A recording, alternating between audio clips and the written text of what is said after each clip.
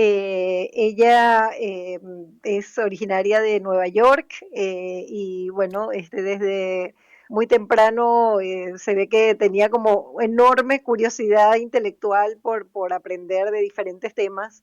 Y si bien, digamos, se graduó de economista en la Universidad de Cornell y después hizo su doctorado en la Universidad de Chicago, siempre tuvo esta fascinación por la historia. Y entonces su trayectoria laboral justamente es una amalgama perfecta digamos, sus cualidades como historiadora, pero también del rigor analítico de un economista.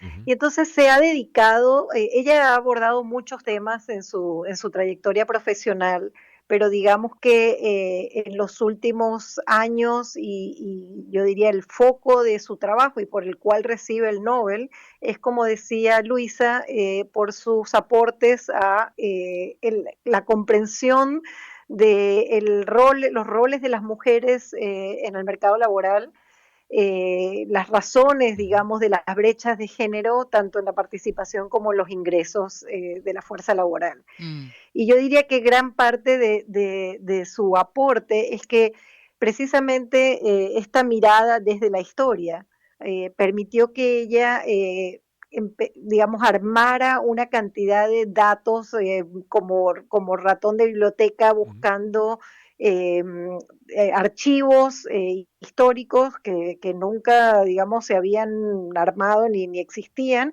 y que hacía que en el pasado muchos economistas pensaran que, bueno, esto eran temas, digamos, de la brecha salarial en los últimos Mm. 200 años en Estados Unidos, no se podían responder porque no había datos.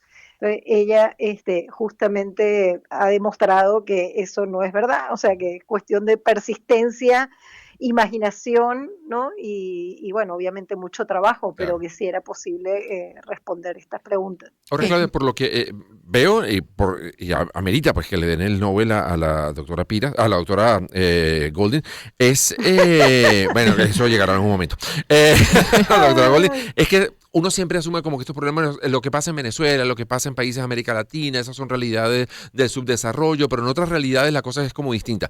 Por lo que estamos viendo, esto es un problema global, global Mm. e histórico. absolutamente, absolutamente es un problema totalmente global e histórico, como bien Ujú. dices. O sea, y lo que está cambiando, o sea, sí, sí, obviamente hay una evolución importantísima en Ujú. el tema. O sea, ha habido, digamos, las brechas que había en términos del mercado laboral se han cerrado de manera muy significativa en prácticamente todas las regiones del Ujú. mundo, en América Latina también. Pero obviamente siguen habiendo desafíos, ¿no? Y Mm. lo que Claudia Golden con su trabajo ha permitido es el poder comprender qué está detrás digamos, de esta evolución que se ha dado en el tiempo y qué es lo que falta. O sea, qué es lo que nos resta por hacer digamos, como policy makers, desde el punto de vista de las políticas públicas, Ujú. para poder realmente tratar de llegar a una igualdad en pleno, ¿no? En todos los ámbitos, no solo, o sea, tanto en el mercado laboral como en la familia, porque justamente su trabajo se caracteriza por ver este tema del rol de la mujer en el mercado laboral como dos caras de una misma moneda con respecto al rol en la familia, Mm. ¿no? O sea, como entender como el rol en el mercado laboral de alguna manera está absolutamente definido por las decisiones que toman las parejas con respecto a lo que ocurre en el hogar también. Mm. Claudia, y entiendo que también parte de la investigación de Claudia Godin es básicamente la expectativa, es decir, cómo estas decisiones que se toman a muy temprana edad en las mujeres sobre volver o no al campo laboral después de tener hijos, sobre seguir trabajando una vez de casarse, tienen mucha relación con las expectativas sociales de la época. Exactamente, exactamente, o sea, con las expectativas sociales y porque eso influye, digamos, en estas normas, ¿no? Sociales sobre, bueno, qué es lo que es aceptable, qué es lo que va a ser bien visto, qué es cómo va a interpretar la sociedad sociedad lo que yo haga y por lo tanto qué impactos va a tener eso en mis posibilidades de formar una pareja y de tener familia. Entonces, claro, evidentemente, como dices, ella, digamos, a través de este análisis, digamos, en el tiempo, y ella estudia 200 años de la historia digamos, en Estados Unidos, de cómo va evolucionando la participación de la mujer, en qué sectores y con qué posibilidades de generaciones de ingreso, muestra que es esa, digamos, mirada hacia cómo te ven los demás, qué es cómo la mujer también, bueno, y los hombres, ¿no? Mm, Proyectan el rol de la mujer en el mercado laboral, influye en qué decisiones tomaban las mujeres también, en términos de si iban a estudiar o no, y si iban a estudiar, qué iban a estudiar. sí. Y si, como dices tú, si iban a formar pareja y tener hijos, y bueno, y si después ibas a poder volver al mercado laboral, ¿no?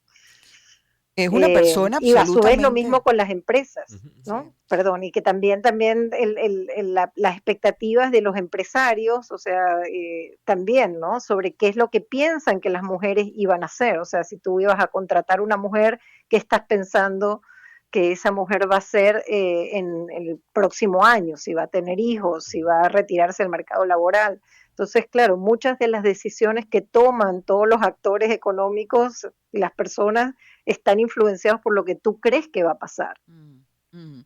No, quería decir que definitivamente esta nueva premio Nobel de Economía, Claudia Goldin, es un personaje absolutamente inspirador y ha logrado ser la primera en otras ocasiones también, porque tengo entre las notas que en el año 90, en 1990, se convirtió en la primera mujer a la que se le ofreció un puesto titular en el Departamento de Mm. Economía de la Universidad de Harvard, donde al día de hoy sigue dando clases. Y bueno, pues qué mejor que tener a un personaje como ella de inspiración para todos los que estudian su materia allí en Harvard y que sirva de inspiración también para las mujeres en América Latina para seguir luchando, ¿no? Por sus derechos y para que finalmente se reconozca la igualdad entre hombres y mujeres. Hay que hacer una pausa, Claudia, y le pido también a Luisa Salomón que sigamos manteniendo la conversación en este Pro Da Vinci especial dedicado y sí, aplaudimos a las mujeres que siguen logrando grandes cosas en el mundo. 12:45 a la pausa, escuchamos buena música y regresamos en breve con más de Pro Da Vinci en Agenda Éxitos. Una oportunidad para empezar. 2023. Circuito Éxitos. Caracas, Maracay, Puerto La Cruz, Puerto Ordaz. Barquisimeto, El Vigía, Mérida, Táchira. Margarita, Maracaibo, Maturín. Circuito Éxitos. Encontremos más motivos para compartir. Sonidos. En primera fila.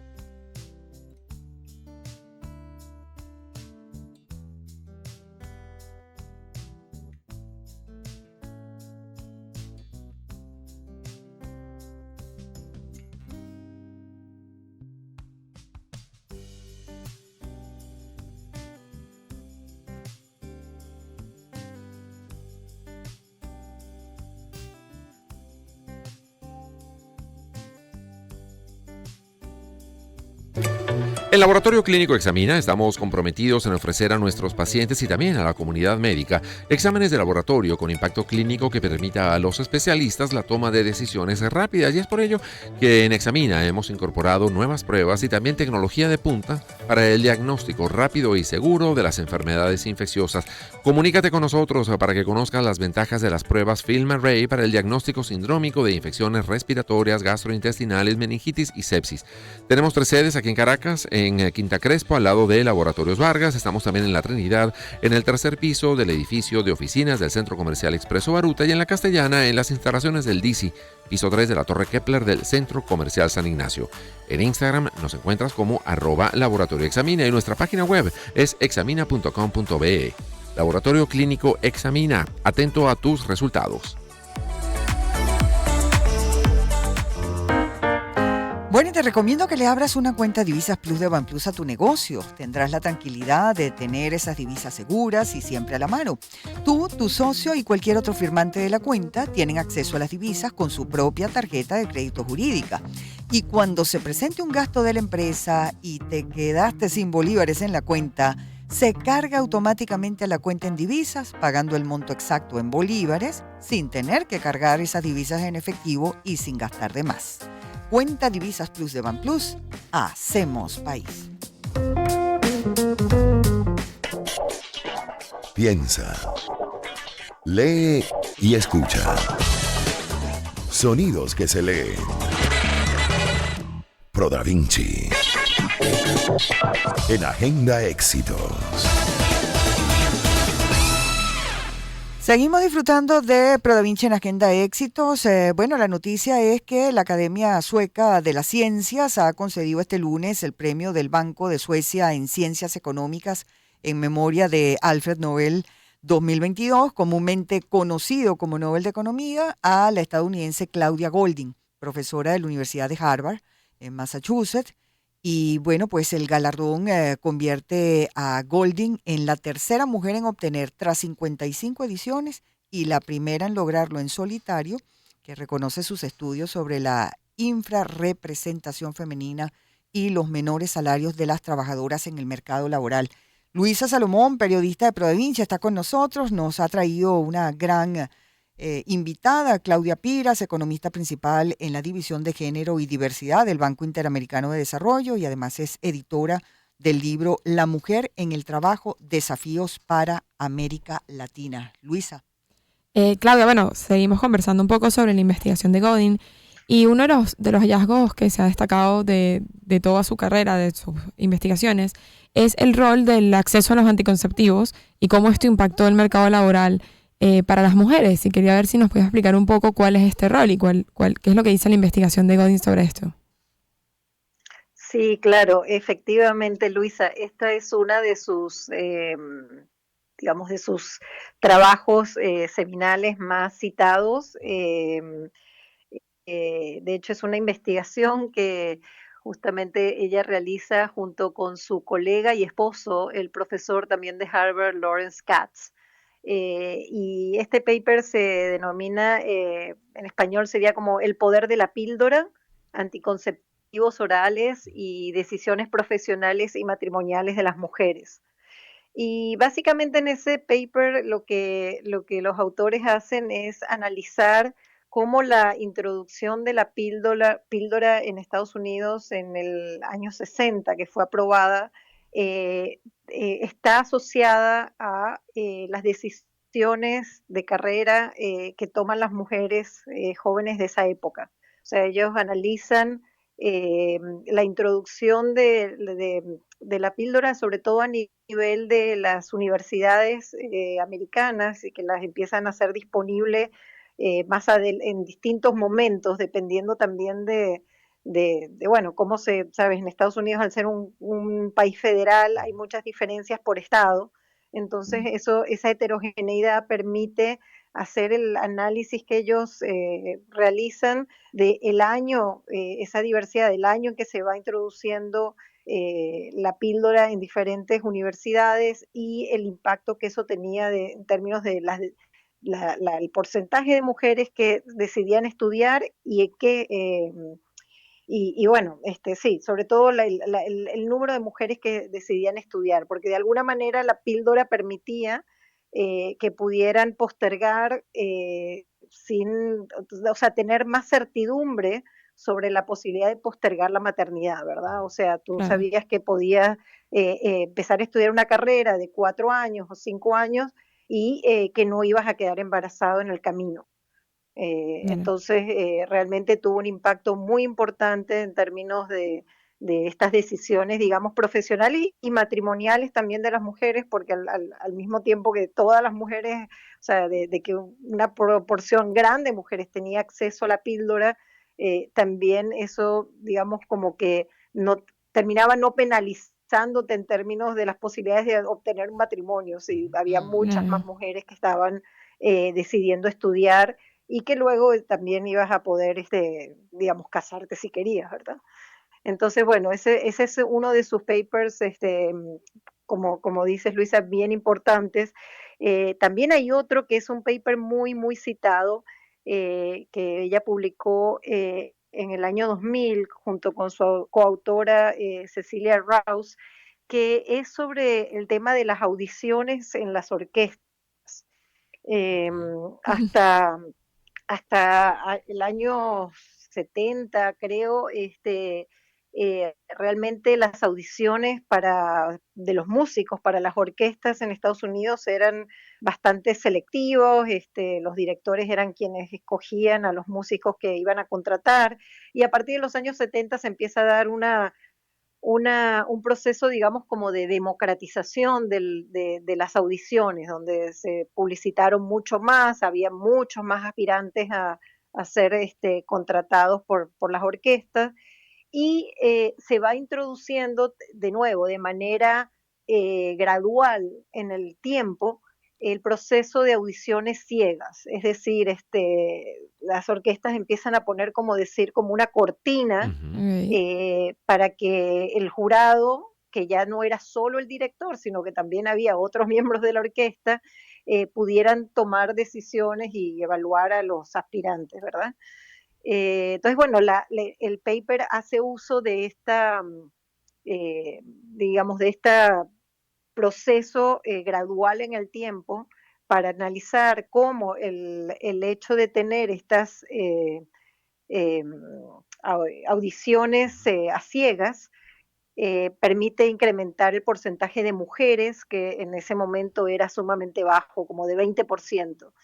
Y bueno, logran mostrar que eh, este proceso hace que incrementa en un 50% las probabilidades de que una mujer avanzara a las rondas, pasara de las rondas preliminares de las audiciones, ¿no? ¿Sabes? Siempre son varias rondas hasta que quedan seleccionados.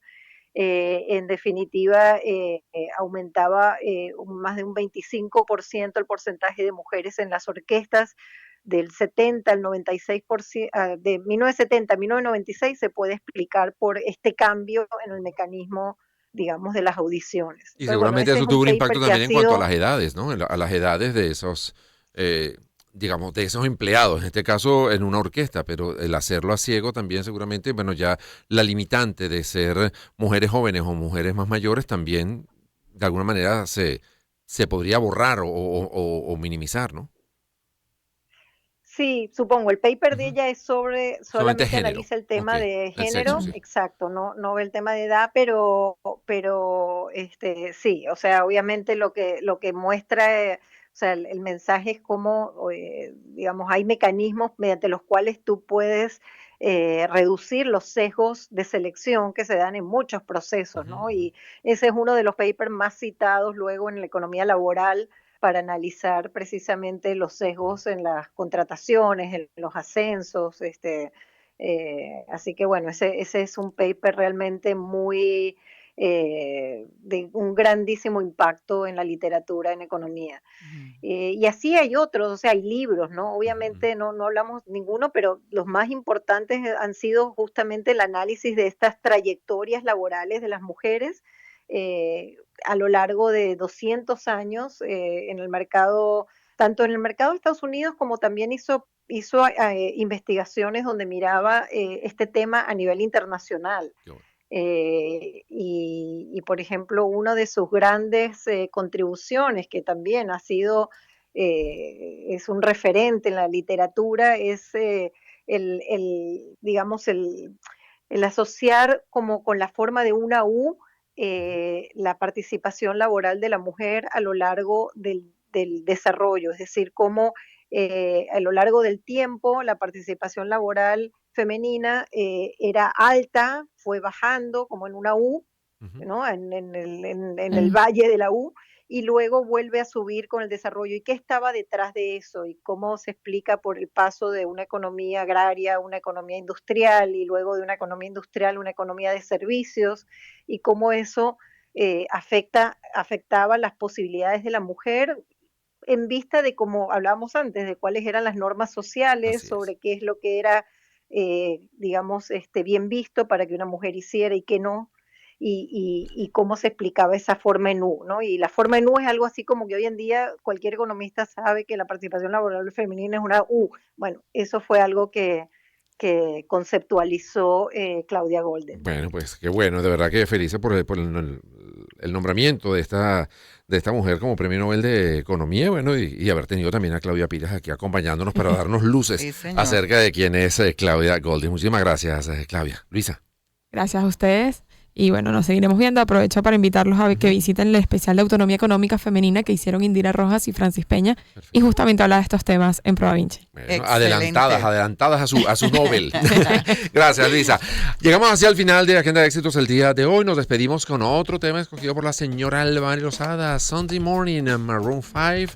Escuchamos unos segundos y luego nos despedimos. Sí, señor. Bueno, y con la estupenda voz de Adam Levine al fondo, nos vamos, amigos.